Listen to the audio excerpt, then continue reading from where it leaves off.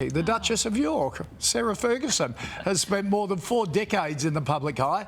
Those times haven't always been easy, but she's now forged her own life away from the royal family. Yeah, she's come a long way, hasn't she, from any scandal of the past to become an author, philanthropist, film producer, and now grandmother.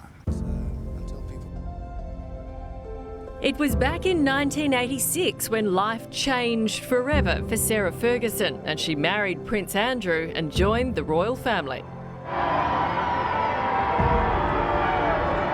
The Duchess of York has been in and out of the spotlight ever since and gone through some very challenging times. But Fergie is resilient. She's carved out her own path and created her own success.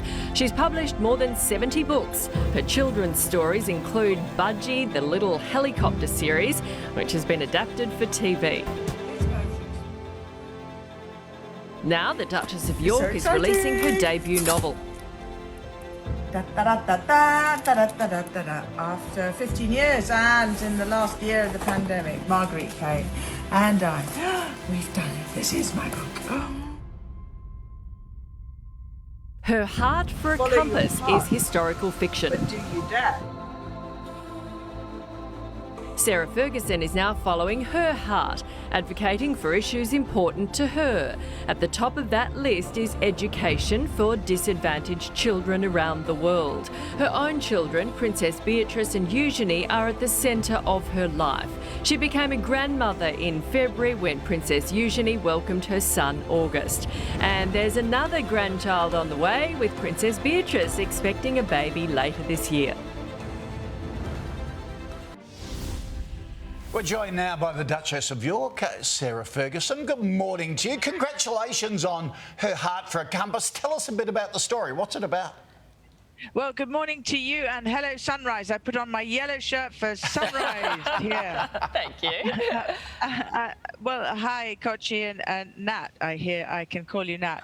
The most incredible thing is that Lady Margaret was in my head 15 years ago, and I thought that I would write a novel, as you do. And then I decided that actually I would research to see you know, who is Lady Margaret? Why do I keep talking about Lady Margaret? I know my name's Sarah Margaret. And then I did some research into my own history and, well, my sister's history. You know, Jane Ferguson is, you know her well.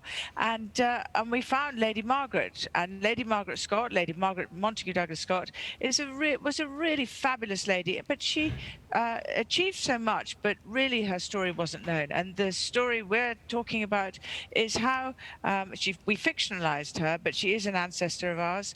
And how incredible it is to give a voice to a silent whisper of a woman that was very suppressed in 1870, but not just her, many women were suppressed. And of course, it's very modern now because many women are suppressed now. So she's strong, she's courageous, she is rebellious. How much of you is in this novel? Ha! So funny. I think this each line of this novel and how the wonderful Marguerite Kay and I have merged as one voice in this is that we have, both of us, between the two of us, Marguerite's written 58 books for Mills and Boon. We both of us have experimented and experienced so many different journeys in life. So a lot of my journeys are coming through the voice of Lady Margaret in this book. And that is strong, rebellious, dealing with adversity. And during the pandemic, Marguerite Kay and I wrote it together. And we really went through, in the isolation, the ability to bring a novel to you as the first time ever novelist. Yeah. Mills and Boons, not that I'm the demographic for Mills and Boons, but my wife tells me they're a bit raunchy at times. What about this one? Is there a bit of raunchiness in Her Heart for a Compass? Or is it a little tamer? Well, you know, the great thing, Kochi, is that you might, for the first time ever, have to pick up this book and read it, because probably your wife reads Mills and Boon, but now you're going to read it. And it's up to the reader to want to know whether it's raunchy or not. We, personally, leave it to the imagination of the reader, because you could have lovely times during this book, but you've got to read it. It is certainly deep romance. It's a romantic historical novel, and it's very authentic and very true. She travels from Scotland to London to Ireland, and then of course to the United States of America. I'm so sorry she didn't get to Australia, but that'll be the next one. Anyway, and so it's really about, of course, I did travel to America, and I started a foundation there, a charity there, and of course Lady Margaret does. But it's really the story of a woman that is really focused on finding her own strength of character within, and going against the boundaries of her own life in 1870. It's pretty exciting. Yeah, also exciting. You've recently become a grandmother for the first time. How is that? And how has that experience changed you? Well, anyone who knows me knows that I've written, I don't know how many books, 38 children's books. So I kind of think it's really fun to have a new customer. He's 5 months old, so he's a little young. But when I walk in and I see August, he certainly knows my voice.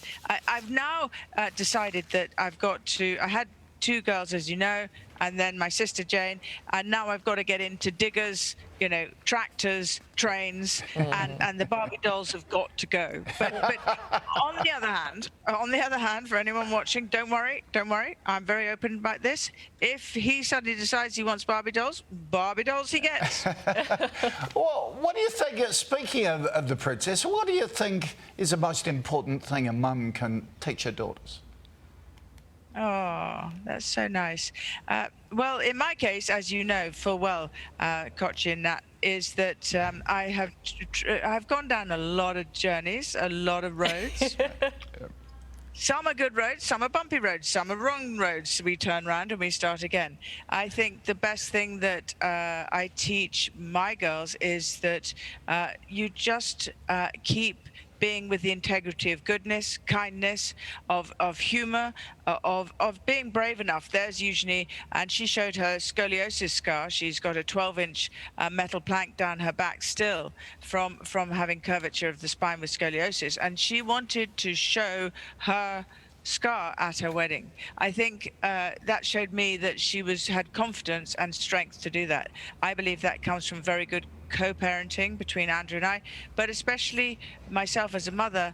I think, as you will agree, that they certainly know the mistakes not to do, right? Yep. Exactly. You've done a brilliant job with those girls. They seem so grounded, especially with what they're surrounded with. Congratulations, and congratulations on the book. Thanks for joining us. No, and thank you, Kochi and Nat, so much for this time. Really, really, really. And I hope to see you in Australia very soon. Yep, come and visit us when you're here. Thank you for joining us. Sarah Ferguson's book, Her Heart for a Compass, is available now.